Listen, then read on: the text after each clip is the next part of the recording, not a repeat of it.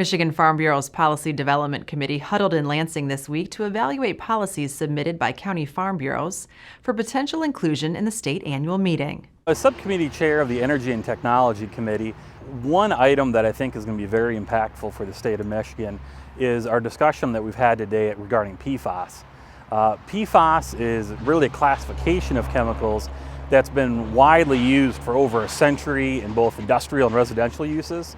So if you think about things like fire retardants, non-stick coatings, protectants for carpeting, etc., it's been widely used, very useful. Unfortunately, we've now found that PFOS can tend to be very persistent in the environment, so it actually will bioaccumulate both in the human body and the natural environment. One of the results of that can be increased risk of cancer and other health problems.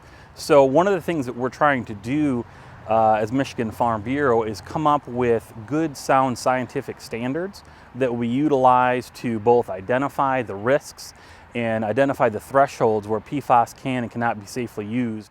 So regarding how members feel about taxation and funding roads, that's a huge issue this year. And as evidenced by resolutions coming in from counties, our members are very passionate about where our tax dollars go and how they're being used to fund roads and other improvements around the state. Making sure that we have our representation and we're being heard at the state level is very important to our membership. The 20-member committee was tasked with sifting through the hundreds of policies submitted by 65 county farm bureaus and reviewing each one before compiling a report for consideration by the voting delegate.